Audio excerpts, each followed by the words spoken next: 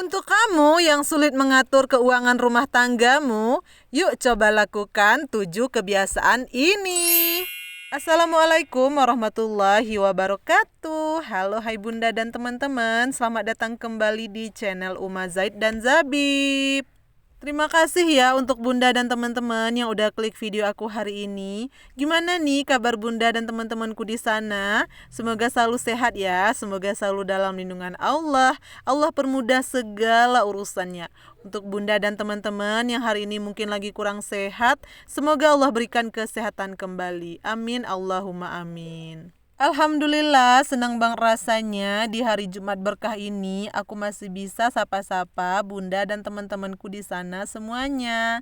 Aku hari ini mau share kegiatan lagi ya teman-teman. Ini kegiatan di hari Kamis pagi. Nah ini tuh aku lagi jemur-jemur pakaian.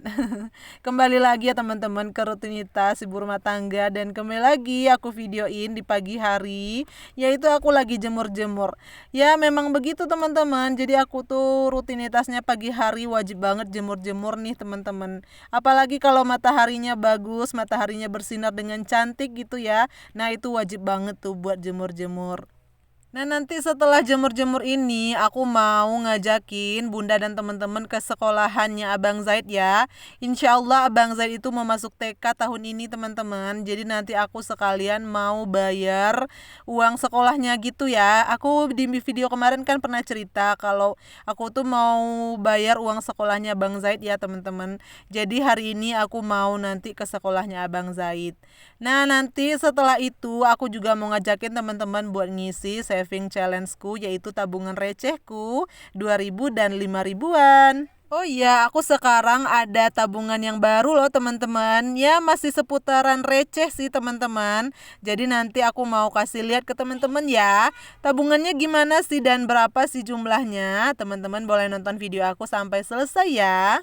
Sambil aku jemur-jemur, aku di sini mau sharing sesuatu yang insya Allah bermanfaat buat kita ya teman-teman. Nah jadi hari ini tuh aku mau ngebahas sesuai dengan judul, yaitu 7 kebiasaan yang perlu kita lakukan dalam mengatur keuangan rumah tangga. Siapa nih di sini di antara teman-teman yang masih kesulitan dalam mengatur keuangan rumah tangga? Sama ya teman-teman, aku juga masih kesulitan dan aku masih terus belajar. Jadi yuk kita sama-sama belajar, simak videoku sampai selesai ya teman-teman. Oh iya, ini aku udah selesai aja jemur-jemurnya dan teman-teman bisa lihat cahaya mataharinya cantik ya pagi ini. Jadi insya Allah nih semoga pakaianku bisa kering ya. Oke lanjut, seperti yang aku ceritakan tadi, kalau aku nanti mau pergi ke sekolahannya Abang Zaid untuk bayar uang sekolahnya ya teman-teman. Tapi aku di sini belum bisa lunasin, aku masih ngangsur gitu teman-teman. Nah ini aku lagi nungguin Pak suami pulang dulu karena motor lagi beliau bawa. Jadi nanti kalau beliau udah pulang, baru deh kita langsung OTW ke sekolahannya Abang Zaid. Mengatur keuangan rumah tangga yang baik adalah tentang menciptakan kebiasaan positif dalam mengelola pendapatan dan pengeluaran. Apa aja sih 7 kebiasaan positif itu? Yang pertama yaitu membuat anggaran. Membuat anggaran di sini ada 3 macam yang bisa kita lakukan ya teman-teman. Yang pertama kita menghitung pendapatan. Catat semua sumber pendapatan termasuk gaji, bonus, atau pendapatan sampingan. Yang kedua, membuat daftar pengeluaran. Catat semua pengeluaran mulai dari kebutuhan pokok hingga keinginan. Dan yang ketiga yaitu menetapkan anggaran. Alokasikan pendapatan untuk kebutuhan, tabungan, dan investasi. Ayo, siapa yang sudah melakukan kebiasaan yang pertama ini? Masya Allah, teman-teman hebat ya kalau sudah melakukan kebiasaan yang pertama ini. Ayo teruskan dan semangat ya. Oke, sebelum kita masuk ke poin yang kedua, di sini aku mau ke video dulu ya teman-teman. Alhamdulillah tadi Pak suami udah pulang, jadi ini kita udah langsung cus OTW ke sekolahannya Abang Zaid ya. Oke deh, kita langsung aja masuk ke tips yang kedua, yaitu memprioritaskan kebutuhan. Ada 3 cara juga nih teman-teman yang bisa kita lakukan. Yang pertama, membedakan kebutuhan dan keinginan. Prioritaskan pengeluaran untuk kebutuhan pokok, lalu sesuaikan dengan anggaran yang ada. Yang kedua, membuat daftar prioritas. Susun daftar kebutuhan berdasarkan urgensi dan pentingnya. Yang ketiga, menggunakan metode 50, 30, dan 20. alokasikan 50% untuk kebutuhan, kemudian 30%-nya untuk keinginan, dan 20% untuk tabungan dan investasi. Sepertinya antara kebutuhan dan keinginan, semua kita udah pada tahu ya teman-teman, mana yang dirasa benar-benar butuh, mana yang hanya keinginan semata. Jadi ingat ya, ayo sama-sama diprioritaskan kebutuhannya. Kalau kebutuhannya udah terpenuhi, baru deh boleh beli keinginan ya. Kebiasaan ketiga yang bisa kita lakukan adalah menabung dan investasi. Nah, ada 3 cara juga nih teman-teman. Yang pertama, sisihkan dana tabungan. Sisihkan sebagian pendapatan setiap bulan untuk tabungan darurat atau investasi. Yang kedua, mulai investasi. Pertimbangkan investasi jangka panjang untuk mencapai tujuan keuangan di masa depan. Dan yang ketiga yaitu memilih investasi yang tepat. Pilih jenis investasi yang sesuai dengan tujuan kita ya teman-teman. Oh iya, ngomong-ngomong soal sisihkan dana tabungan, aku mau sedikit cerita ya teman-teman. Jadi alhamdulillah beberapa bulan ini Pak suami selalu menyisihkan uang gaji beliau untuk nabung ya teman-teman. Dan ternyata bermanfaat banget loh teman-teman. Jadi waktu itu kita niatnya memang untuk sekolahannya Abang Zaid. Tapi nggak menutup kemungkinan juga untuk kita pakai jika ada kebutuhan mendesak atau darurat. Jadi kan kemarin itu aku pernah cerita kalau HP Pak suami itu rusak, dan HP itu kan memang kebutuhan ya teman-teman untuk beliau kerja. Jadi alhasil kita pakai dulu deh dana darurat atau tabungannya untuk perbaiki HP, dan selanjutnya kita bayarin untuk sekolahannya Abang Zaid. Dan alhamdulillah di akhir bulan ini uang seperti itu juga sangat ngebantu ya teman-teman. Pokoknya kita prioritaskan dulu mana yang benar-benar butuh.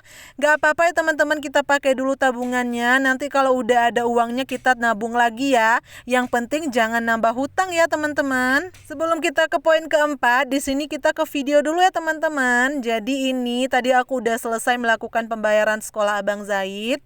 Nah ini abang sama adik belum mau pulang nih teman-teman. Katanya mereka mau main dulu. Ya udah aku tunggu dulu ya.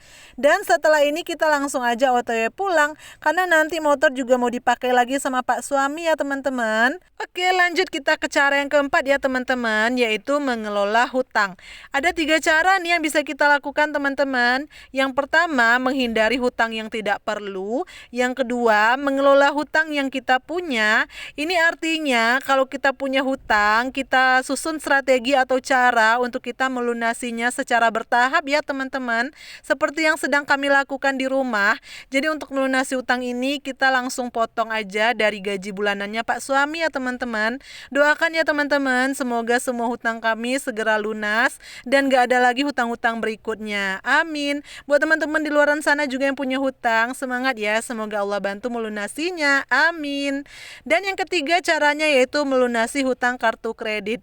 Siapa nih di sini yang punya hutang kartu kredit?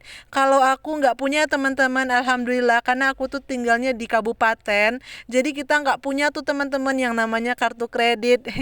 Kalau teman-teman yang tinggal di kota mungkin punya ya. Jadi prioritaskan bayar hutang kartu kredit dulu ya teman-teman, karena kan katanya memiliki bunga yang tinggi ya. Oke deh, di sini aku mau ke video dulu ya teman-teman. Nah ini seperti yang aku ceritakan tadi, aku tuh punya tabungan receh lagi yaitu 1.000 dan 500 teman-teman. Ini tuh selalu aku simpan dari sisaan belanja. Ternyata lama-lama jadi banyak loh teman-teman. Dan nanti mau aku masukin ke dalam tempat ini ya. Waktu itu aku pernah beli di Shopee. Aku nggak tahu ini tuh, kalau nggak salah inget, waktu itu katanya buat letak charger gitu atau kabel apa gitu teman-teman.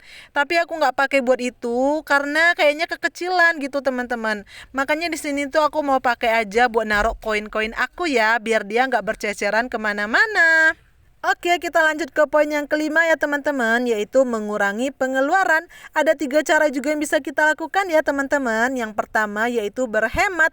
Kurangi pengeluaran untuk barang atau jasa yang gak terlalu penting ya teman-teman. Yang kedua yaitu menggunakan promo dan diskon.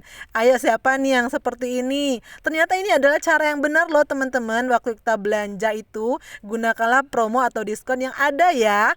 Yang ketiga yaitu membandingkan harga. Jadi kalau kita nih teman-teman mau belanja, pandai-pandai ya teman-teman. Kita bandingkan harga barang antara barang yang satu dengan barang yang lain dengan fungsi yang sama. Oh ya teman-teman, alhamdulillah aku di sini punya 2 lembar uang 2000-an sisaan belanja, dan nanti aku memasukin lagi ke tabungan recehku ya teman-teman. Dan nanti aku mau arsir berarti 2 kotak. Lanjut kita ke kebiasaan yang keenam ya teman-teman, yaitu evaluasi dan perbaikan. Ada 2 cara yang bisa kita lakukan nih teman-teman. Yang pertama, melakukan evaluasi rutin, evaluasi anggaran dan rencana keuangan secara berkala untuk melihat nih apakah kita udah sesuai dengan tujuan yang seharusnya.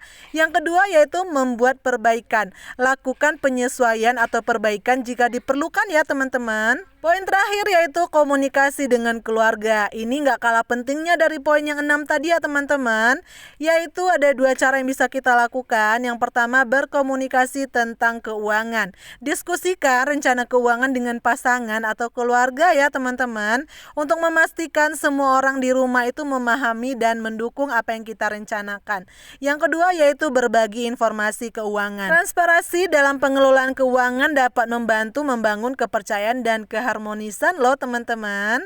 Oke, jadi itu tadi 7 kebiasaan positif yang bisa kita lakukan untuk mengatur keuangan rumah tangga ya. Semangat ya untuk kita. Semoga kedepannya keuangan rumah tangga kita lebih baik dan lebih baik lagi. Amin. Oke deh, kita ke video lagi. Tadi aku udah ngisi saving challenge 2000 atau tantangan menabung recehku. Ini aku punya sisa 1000 tapi aku nggak simpen ya teman-teman. Karena aku belum punya untuk saving challenge 1000-an. Dan ini tabungan recehku yaitu yang 5.000 ya teman-teman.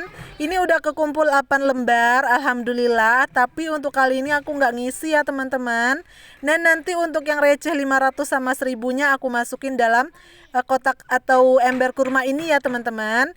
Dan sepertinya video aku udah mau selesai nih. Semoga sharing-sharing hari ini bermanfaat ya, terutama buat kita yang sebagai ibu rumah tangga. Jika teman-teman suka dengan video aku, jangan lupa supportnya ya dengan cara subscribe, like, comment, dan share. Dan insya Allah kita jumpa lagi di video aku selanjutnya ya teman-teman. Mohon maaf apabila ada yang kurang berkenan. Wassalamualaikum warahmatullahi wabarakatuh. Bye.